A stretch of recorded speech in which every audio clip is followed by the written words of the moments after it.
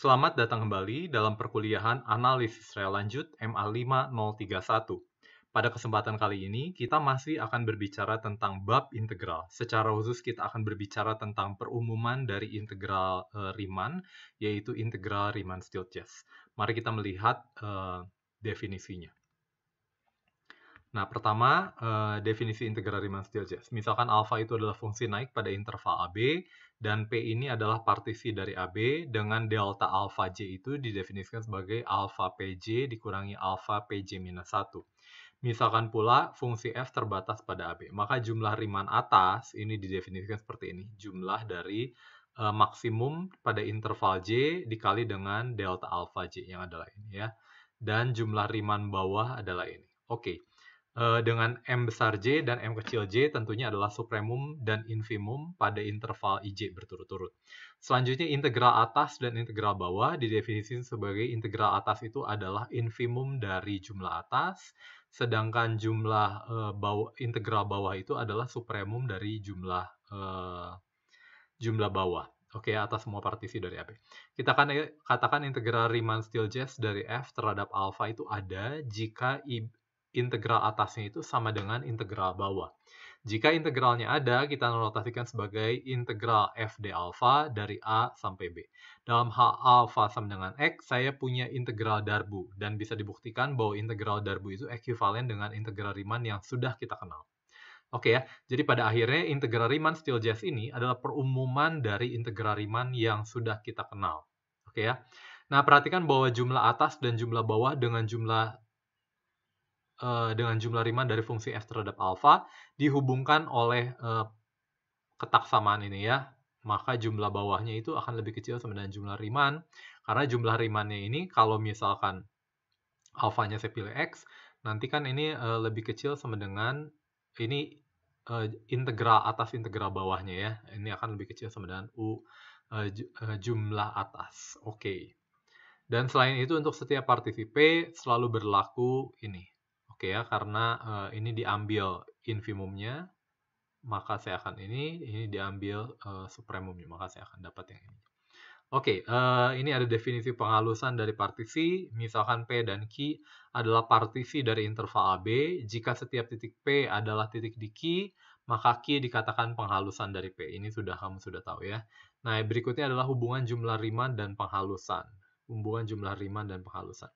Misalkan P adalah partisi dari interval AB dan fungsi F dari AB ke real. Misalkan pula alfa itu adalah fungsi naik di AB. Jika Q adalah penghalusan dari P, maka LFP alfa ini akan lebih kecil sebenarnya LFQ alfa karena ini sudah dihaluskan, maka dia akan lebih besar. Dan cara yang sama, LFQ alfa tentu akan lebih kecil sebenarnya UFQ alfa. Dan UFQ alfa ini pasti akan lebih kecil sebenarnya UFP alfa. Lebih kecil sebenarnya FP alfa ya, karena ini adalah penghalusannya. Penghalusannya makin kecil nanti jumlahnya. Oke, kita coba melihat buktinya terlebih dahulu. Kita melihat buktinya, oke ya. Misalkan F itu fungsi dari AB ke real, P-nya itu adalah partisi dari interval AB, dan fungsi alfa itu adalah fungsi naik pada interval AB. Misalkan pula Q adalah penghalusan dari P. Akan ditunjukkan UFQ alfa lebih kecil sama dengan UFP alfa. Untuk yang jumlah bawahnya, kamu bisa lakukan dengan cara yang serupa. Karena Q adalah penghalusan dari partisi P, maka untuk setiap interval IL pada Q, jangan lupa Q itu punya interval yang lebih banyak daripada P. Ya, karena Q merupakan penghalusan. Dan ini simbolnya IL, ini ada misalkan I1, I2, I3 sampai I10, sampai I100 misalkan di Q-nya. Nah, ini ada J, J-nya itu mungkin hanya 10 misalkan. Jadi di J1 itu mengandung I1 sampai I10 misalkan. Di J2 itu mengandung I11 sampai I20 misalkan seperti itu. Jadi nanti untuk setiap IL pasti dia akan terkandung di JJ. Terkandung di JJ. Ini dikaitkan dengan L-nya. Jadi penulisannya seperti ini. Ya oke. Misalkan M supremum dari interval IL, jangan lupa ini interval pada penghalusan, pada Q, adalah supremum dari F pada IL, oke, dan MJJL ini adalah supremum dari F pada interval JJL. Jadi ini interval yang lebih besarnya ya, ini JJ sebenarnya intervalnya, tapi ini yang terkait nanti dengan L. Maka pastilah MIL ini akan lebih kecil sebenarnya. Karena apa? Karena IL ini terkandung di JJL. Maka supremumnya pasti akan lebih kecil dari supremum pada himpunan yang lebih besar. Akibatnya UFQ alpha itu adalah apa? Jumlahan untuk yang Q karena Q pakai L indeksnya, sigma L, semua L dari 1 sampai 100 yang tadi saya omongkan, M supremum di IL dikali dengan delta AL. Oke ya. Tapi supremum dari ini pasti akan lebih kecil dari MJJL. Kamu sudah tahu ya, dikali dengan delta alpha L. Ini masih sama, oke, masih sama. Ini sama dengan MJJ, oke. Jadi sekarang saya tidak mau melihat L, tapi saya mau melihat J saja. Jadi ini kalau saya lihat sebagai J, ini kalau L-nya itu penjumlahan sampai 100, ini hanya penjumlahan sampai 10. Tapi nggak masalah, karena sebenarnya MJJL itu sama dengan MJJ, gitu ya. Jadi ini persis sama dengan MJJ. Dikali, jangan lupa MJJ-nya ini konstan pada sepanjang J. Konstan pada IL yang terkandung di JJ. Oke, jadi ini adalah jumlahan ini dikali dengan ini ya, jumlahan dari IL yang ada. Karena delta AL-nya ini pada interval yang lebih kecil ya. Jadi ini jumlahan delta AL untuk misalkan ini I1 sampai I10 yang terletak di J1 gitu ya, menjumlahkan semuanya. Oke, jadi saya punya ini sendiri itu adalah apa? Penjumlahan semua di JJ. Jadi ini sebenarnya adalah delta alpha J gitu kira-kira ya. Perhatikan bahwa ini adalah delta alpha J. Oke, jadi saya punya sigma J, MJJ, delta alpha J. Sehingga jumlahannya itu akan menjadi apa? Menjadi UFP alpha. UFP alpha. Jadi saya punya UFQ alpha, penghalusannya pasti akan lebih kecil dari UFP alpha. Untuk pembuktian jumlah bawah dari F terhadap alpha dilakukan dengan cara yang serupa. Oke. Nah, udah gitu kita lihat lagi hubungan yang ini kita lihat contohnya terlebih dahulu ya. Contoh fungsi terintegral Riemann-Stieltjes. Tentunya fungsi yang biasa terintegral Riemann ya pasti terintegral Riemann-Stieltjes ya. Tapi yang terintegral Riemann-Stieltjes belum tentu terintegral Riemann. Misalkan fungsi f kontinu pada 0, 10 dan alfanya. Nah, alfanya biasa kita pilih x di Riemann. Nah, sekarang alfa x-nya saya pilih bilangan bulat terbesar. Oke ya, fungsi pembulatan ke bawah. Kalau kamu masih ingat, ini adalah fungsi tangga. Jangan lupa fungsi tangganya hanya pada interval 0 sampai 10. Jadi dia hanya ada nilai dari 0 sampai 10. Oke ya, 0, ketinggian 1, ketinggian 2, ketinggian 3, dan seterusnya. Akan diselidiki eksistensi 0 sampai 10 f d alpha. Oke ya, dengan alfanya adalah fungsi ini. Dan jelas ini adalah fungsi naik, walaupun tidak kontinu. Misalkan fungsi f kontinu pada 0, 10. Nah, ini dari hipotesisnya ya, dan alpha x-nya adalah itu. Oke, jelas bahwa alpha adalah fungsi naik pada 0, 10. Ya, oke. Misalkan sekarang diberikan epsilon lebih besar dari 0. Saya mau buktikan bahwa nanti integralnya itu nanti dikurangi f akan lebih kecil dari epsilon, kira-kira seperti itu. Akan ditunjukkan I bintang f, enggak, akan ditunjukkan ini integral atasnya sebenarnya integral bawah ya. Oke. Karena f kontinu seragam pada 0, 10, maka terdapat delta 1 positif, sehingga ST-nya itu dari anggota 0, 10, dan ST-nya itu kalau dia berdekatan, sedekat delta, maka berlaku Fs min Ft-nya lebih kecil dari epsilon per 20. Tentunya epsilon per 20 ini dari analisis pendahuluan. Ini kita berjalan mundur seharusnya ya. Nah, pilih deltanya itu adalah minimum dari delta 1 atau A yang kurang dari 1. Tujuannya supaya apa? Tujuannya supaya nanti ini akan menjadi norma dari partisi saya, mesh dari partisi saya. Jadi sehingga norma partisi itu apa? Panjang interval yang paling panjang, subinterval yang paling panjang. Sehingga panjang subinterval yang saya lihat tidak akan pernah lebih besar dari 1. Tidak akan pernah 1 juga. Karena nanti meshnya itu kurang dari A. Gitu kira-kira ya. Atau mungkin 1 saja ya, nggak perlu A kurang dari 1. Oke, misalkan P adalah partisi dari 0, 10 dengan norma partisi. Ini norma partisinya kurang dari delta. Akibatnya, panjang subintervalnya itu tidak pernah lebih besar dari 1. Panjang subintervalnya itu pasti akan kurang dari 1. Perhatikan bahwa nilai delta alpha J ini bergantung dari banyaknya bilangan bulat pada selang IJ. Betul ya? Kalau kamu misalkan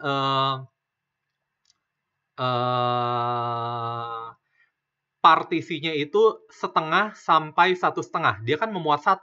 Nah, di sana alpha J di sana dia akan menjadi 1. Gitu ya, akan menjadi 1. Kamu sudah tahu ya. Dengan cara yang sama, tapi kalau misalkan dia antara setengah sampai ini mass-nya nggak boleh keluar dari 1 ya. Misalkan setengah sampai 3/4. Setengah sampai 3/4. Maka delta alpha J-nya menjadi apa? Menjadi 0. Menjadi 0. Dan delta alpha J ini jangan lupa, saya PJ-nya itu partisinya itu, norma partisinya kurang dari delta. Akibatnya panjangnya kurang dari 1. Kalau panjangnya kurang dari 1 dan bilangan bulat pada pada subintervalnya pasti nggak akan lebih banyak dari 1. Oke ya. Jadi nilai delta alpha J itu hanya 0 atau 1. 0 kalau dia tidak memuat bilangan bulat. 1 kalau dia memuat bilangan bulat 0 sampai 10. Ya tentunya, tapi kalau 0 ya jadi 0 juga ya. Oke. Misalkan ini IJ0. IJ0 ini adalah bilangan bulat yang 0. IJ1 bilangan bulat 1 yang mengandung bilangan bulat 1. IJ2 itu adalah subinterval yang mengandung bilangan bulat 2 sampai IJ10 yang mengandung bilangan bulat 10. Oke. Nah, kita peroleh UFP alfanya itu adalah apa? Sigma dari MJL gitu dikali dengan delta alpha JL. Delta alpha JL. Jangan lupa delta alpha JL ini 1 atau 0. Oke, 1 atau 0. Jadi ini kalau saya melihat maksimum dari MJL-nya, kalau J0 tentunya sama dengan 0 ya. Sama dengan 0 karena delta karena fungsi ininya menjadi 0. Jadi saya akan mulai nanti menjadi 1 ini. Dan ini jangan lupa, ini adalah interval. Mungkin intervalnya tidak hanya segini ya, tapi interval yang memuat bilangan bulat hanya segini. Karena interval yang lain akan delta alpha J-nya akan membuat dia menjadi 0. Gitu ya. Jadi sisanya, jumlah atas itu akan sisanya hanya sigma MJL delta alpha JL. Dan ini delta alpha JL-nya. Karena dia memuat bilangan bulat, maka ini 91, maka ini adalah sigma dari MJL. Oke ya. Dan cara yang sama, ini jumlah bawahnya itu menjadi sigma dari M kecil JL. Oke. Nah, selanjutnya dari kekontinuan seragam dari F dan pemilihan delta, kita peroleh bahwa FL dikurangi nilai fungsi F di berapapun, asal dia ada di delta, maka dia akan lebih kecil dari epsilon per 20. Nah, dalam hal ini saya pilih yang supremumnya, maka karena dia kontinu seragam juga ya, karena dia kontinu ya pasti maksimumnya ada di sana juga gitu ya, supremumnya adalah maksimumnya. Jadi ini FL min MJL ini adalah maksimum pada interval JL, ini akan lebih kecil dari epsilon per 20, dan FL dikurangi MJL ini juga lebih kecil dari epsilon per 20. Jangan lupa ini maksimumnya, sehingga sebenarnya ini adalah MJL min FL kurang dari epsilon per 20. Jadi saya punya hubungan ini. Dan cara yang sama ini minimumnya, maka saya punya FL min MJ. Jadi saya punya hubungan ini. Dan cara yang sama, jadi saya akan dapatkan UFP alpha ini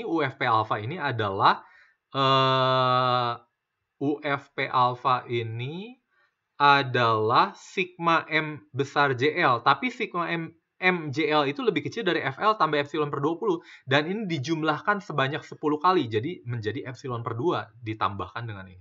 Dan cara yang sama, jumlah bawahnya juga akan memenuhi ini. Lalu pada akhirnya saya selisihkan, sehingga saya akan dapatkan ini lebih kecil dari epsilon. Sehingga karena ini yang besarnya lebih kecil dari epsilon, maka yang kecilnya I bintang dikurangi I bintang atas, integral bawah atas kurang integral bawah, tentunya akan lebih kecil dari epsilon. Oke ya, karena kan ini udah terintegralkan. Jadi saya boleh ngomongin integral atas dan integral bawah. Oke, nah selanjutnya bisa saya buktikan bahwa I bintang F ini menggunakan ketaksamaan segitiga saja, menggunakan hasil yang tadi.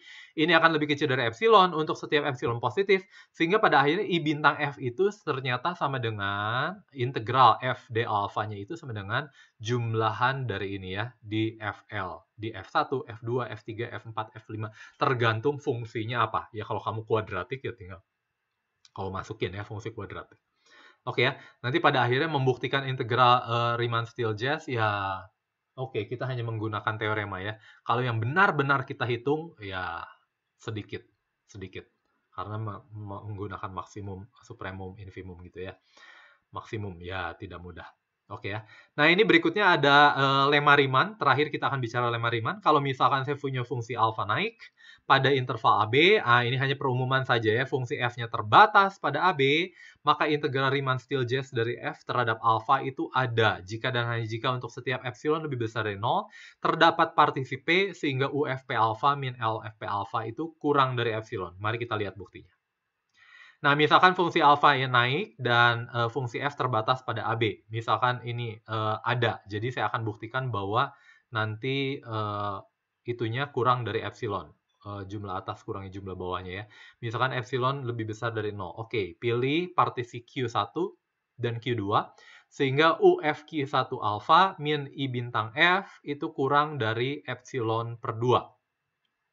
Dan jumlah ini ya oke ya, karena apa? Karena ini dari definisi infimum dari jumlah atas. Ini dari definisi supremum dari jumlah bawah ya. Bisa saya dapatkan partisi yang seperti ini berdasarkan definisi dari integral atas integral bawah. Karena dia terintegralkan. Jadi saya boleh ngomong integral atas integral bawah.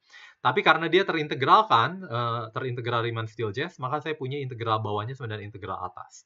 Akibatnya saya punya ini UF Q1 alfa, ini menggunakan ini, saya dapatkan, menggabungkan ketaksamaan ini, saya dapatkan ini akan lebih kecil dari epsilon.